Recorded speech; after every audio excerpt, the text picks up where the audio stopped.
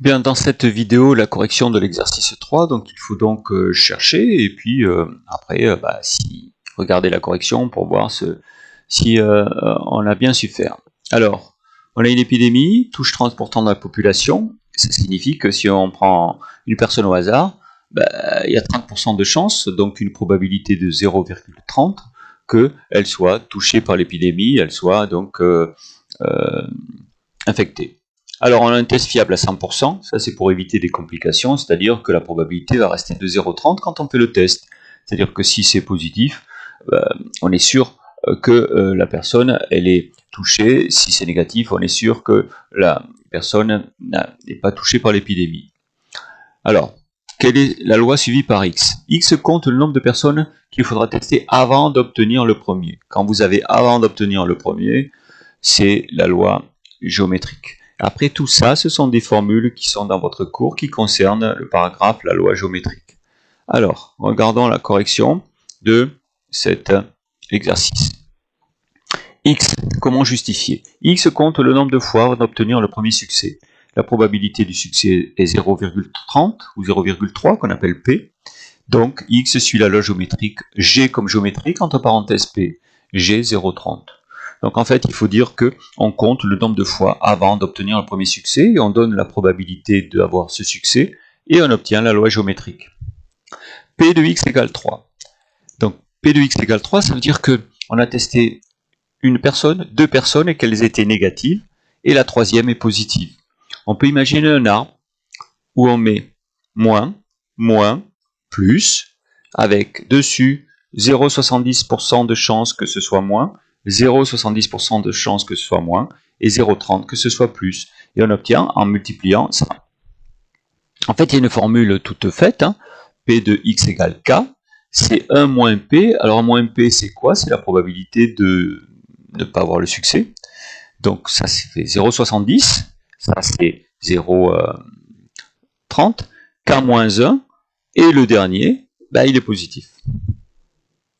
Alors, inférieur ou égal à 3, la probabilité que l'on tombe sur une personne positive, soit au premier, soit au deuxième, soit au troisième.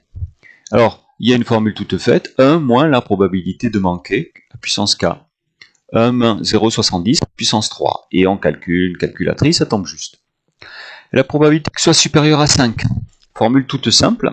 En fait, ces deux-là sont contraires l'une de l'autre. On enlève le 1 moins. Donc on fait 0,70 à la puissance 5. Alors la formule la plus compliquée, c'est celle qui est là. Alors, sachant qu'on a déjà testé 5 personnes négatives, c'est-à-dire que la probabilité X, ça donne la première fois où ça sera plus positif. Donc c'est forcément supérieur à 5. Sachant que c'est supérieur à 5, quelle est la probabilité qu'il faille qu'il faille plus de 12 personnes, hein, c'est ça la question, plus de 12 personnes, supérieur à 12. On a déjà 12, je l'écris, 5 plus 7. C'est-à-dire, sachant que on a déjà 5 personnes négatives, quelle est la probabilité qu'on en ait 7 autres? Encore 7 autres. Et là, vous avez une formule qu'on appelle de non-vieillissement, hein, ou d'absence de mémoire. Les petites accolades, ça signifie ici que c'est l'événement. La probabilité, sachant que x est déjà supérieur à n, quelle est la probabilité, sachant ça, qu'il faille encore attendre m avant d'avoir le premier succès? N plus m, c'est-à-dire encore m de plus m. C'est la même chose que la probabilité supérieure à m, même on ne tient pas compte en fait des 5 personnes qui sont passées avant. Et ça, c'est la même chose que la probabilité que x soit supérieur à 7.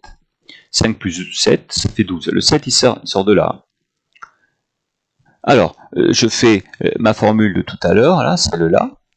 0,70 à puissance 7, et ça tombe pas juste, donc je mets environ, bon j'ai choisi 3 chiffres après la virgule, voilà, j'aurais pu en choisir plus ou moins, ça dépend. Si c'est rien de marqué, je fais ce que je veux, si c'est marqué, je fais attention au nombre qui est demandé.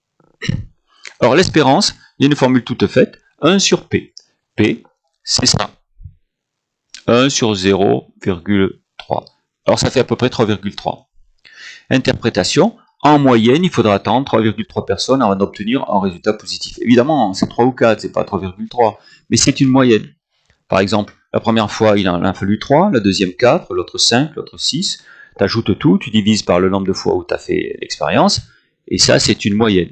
Et on voit souvent aussi le taux de fécondité, par exemple le taux de pour une femme française, le nombre d'enfants par femme française, on peut avoir 1,9 bébés.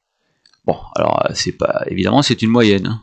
C'est 1 ou 2, c'est pas, en moyenne, quand on divise, on peut obtenir un nombre comme ça.